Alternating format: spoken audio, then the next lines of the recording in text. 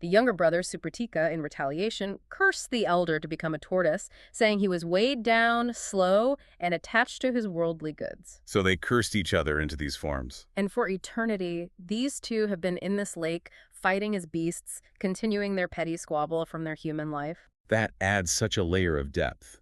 Garuda eating them isn't just lunch. It's almost like he's resolving a cursed existence.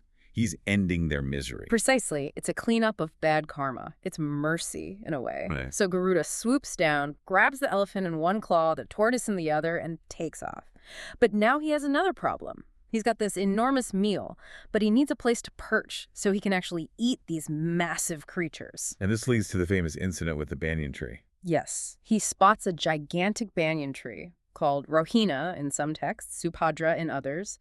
Its branches stretch out for 100 yojanas. That's, maybe 800 miles. A single tree. It looks sturdy enough. Garuda lands on a branch, but even this massive tree can't handle his weight combined with the elephant and tortoise. The branch snaps with a thunderous crack. And as the branch is falling, Garuda realizes he's made a terrible mistake. He has eagle eyes, literally. He spots that hanging upside down from this falling branch are the Valakilya rishis. Who are the Valakilyas? They are a unique group of ascetics. There are 60,000 of them. 60,000. And they are described as being the size of a thumb. But don't let the size fool you.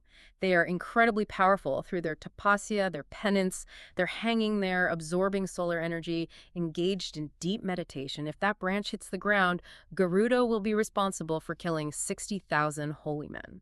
That is a sin that would destroy him. Even if the gods couldn't kill him, the karmic weight of that would be the end. Exactly.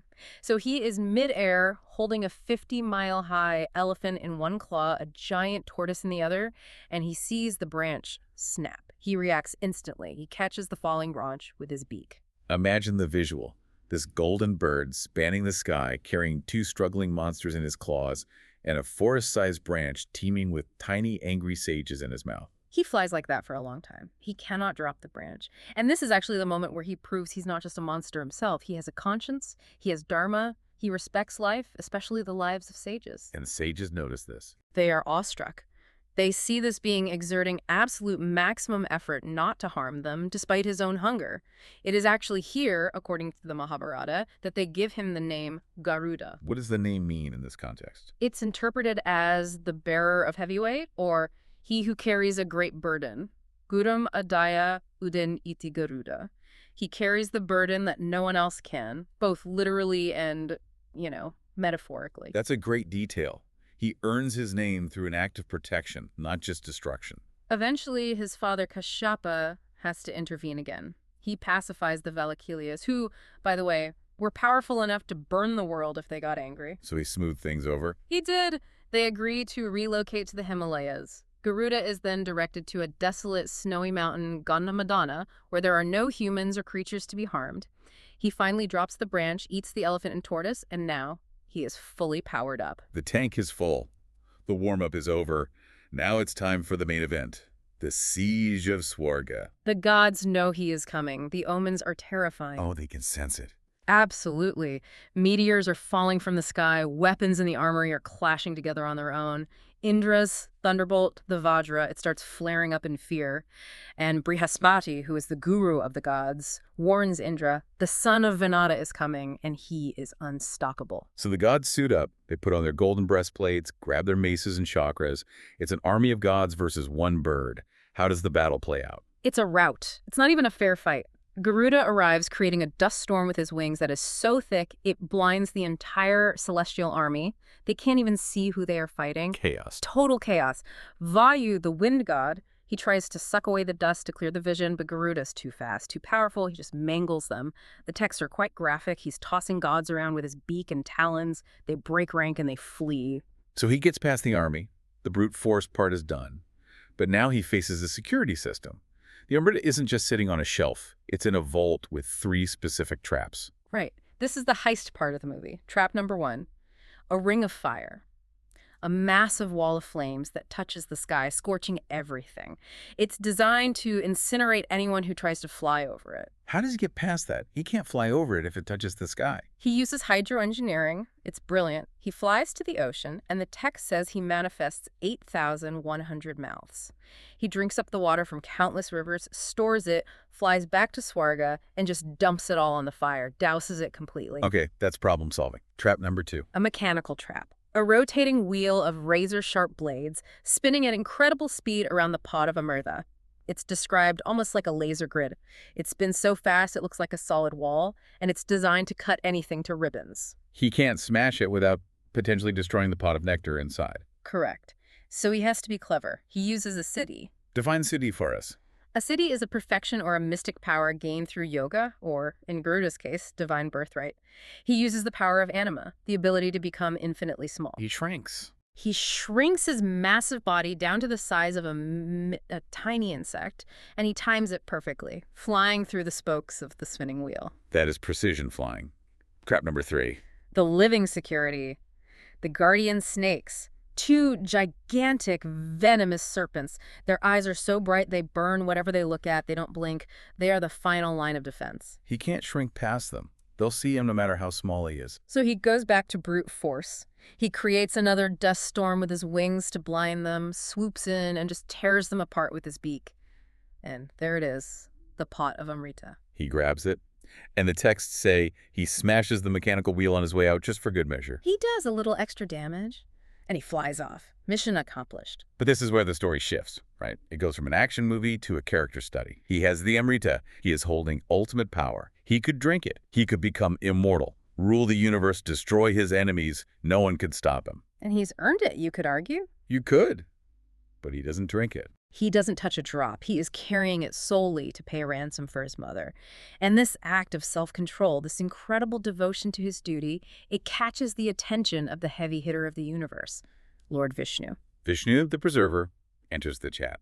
Vishnu meets Garuda in the sky, and he is incredibly impressed. He sees a being of infinite power who is acting entirely out of duty with zero selfishness. He isn't tempted by the nectar in his claws. So Vishnu offers him a boon. 2, actually. First, Vishnu grants him immortality without needing to drink the nectar. Garuda gets the prize without the consumption, which is a huge honor. Absolutely. What's the second? Second, Garuda, feeling confident, asks to be above Vishnu. That's a bold ask. I want to be above God. It is. But Vishnu understands the playful nature of the request. He grants it with a smile. He says, "You will sit on my flagstaff. My flag, the Garuda Baja, flies above my chariot, so you will technically be above me." Clever. A very diplomatic solution. But then Garuda, out of gratitude and respect, offers a boon back to Vishnu. He says, "I will be your Vahana, your divine vehicle. I will carry you forever." So he becomes the mount of Vishnu. It's a beautiful moment of mutual respect. He's above Vishnu on the flag, but serves beneath him as a mount. It establishes their eternal relationship. Oh, he's made friends with Vishnu. Yeah. But Indra's still chasing him. The king of gods isn't going to let his nectar go without a final fight. Right. Indra catches up and hurls his ultimate weapon, the Vajra. This is the thunderbolt made from the bones of the great sage Dahichi. It is supposed to be unstoppable. The ultimate weapon. It hits Garuda and does nothing. Nothing. It's like throwing a pebble at a tank. But Garuda is cultured. He's not just a brute. He knows the history of the Vajra. He knows it's made from the bones of a sage who sacrificed his life for the gods. So, out of respect for the sage, not out of fear of Indra, he allows a single feather to fall from his wing. That is such a power move. Your best weapon can only dislodge one feather, and only because I let it. Exactly. Indra sees this beautiful golden feather fall and realizes, okay, I cannot beat this bird by force. He sues for peace, he offers friendship, but he has one problem. I need the nectar back. I can't let the snakes become immortal. That would wreck the cosmic balance. And Garuda explains the situation. Yeah. I don't want it. I just need to hand it to the snakes to free my mom. After that, I don't care what happens to it. So they hatch a plan, the final trick. Garuda also negotiates a new perk from Indra. He says, I have this enmity with the snakes, so from now on, I want them to be my natural food source. Indra agrees. Bad day for snakes. A terrible day. Garuda flies down to the Nagas. He lands and says, here is the Amrita. I have fulfilled my end of the bargain. My mother is free. The snakes must be ecstatic. They are. They release Vinata immediately. But Garuda adds a condition. He says, "This is the holy nectar of the gods. You can't just chug it. You must bathe and purify yourselves first. It's a sacred ritual." Okay. And he places the pot on this bed of kusha grass he's prepared. And the snakes fall for it. They do. They're so excited they don't question it. They rush off to the river to take a bath. Vinata is released. She is no longer a slave. The primary mission is complete. And while the snakes are splashing in the water, Indra swoops in. Indra swoops down invisible and steals the pot back, takes it right back to heaven. A classic bait and switch. When the snakes come back, clean and purified, the pot is gone. They are confused, then panicked. They look at the kusha grass where the pot was sitting.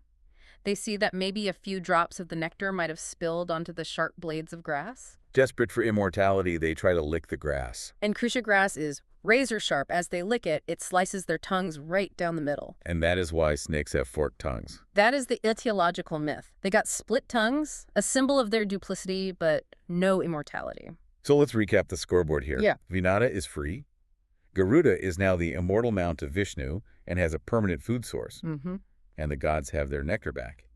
And the snakes got nothing but a speech impediment.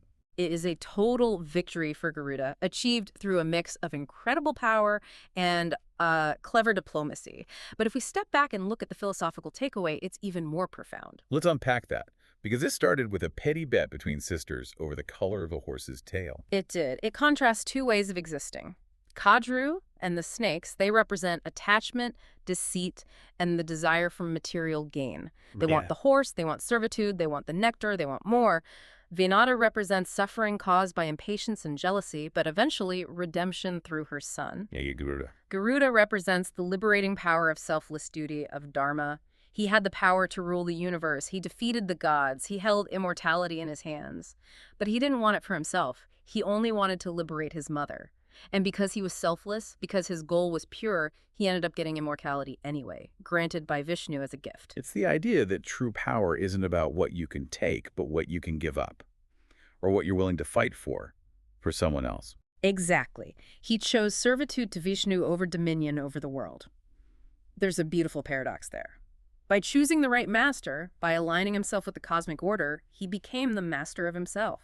That is a powerful thought. From a bird born into slavery to the vehicle of the supreme preserver. It's the ultimate ascent. So here is a final thought for you to chew on. Garuda is often depicted as the enemy of snakes. We see him destroying them, eating them. It's his defining characteristic in some ways. Right, the Naga Antaka, destroyer of snakes. Exactly. But in many, many depictions of Vishnu, the Lord is resting on Anantashesha, the great king of the serpents. It's true. Vishnu reclines on a snake bed in the ocean of milk. So you have Vishnu, the Lord of the universe, resting on a snake and riding on a bird who eats snakes. The predator and the prey, both of them in service to the same divine. Exactly. It suggests that in the grand cosmic balance, even mortal enemies have a place in the service of something greater. Is true harmony not the absence of conflict, but the integration of opposing forces into a higher purpose? That is a fascinating way to look at it, the ultimate reconciliation. Something to think about the next time you see a statue of Garuda. Thanks for diving deep with us today. Thank you. See you next time.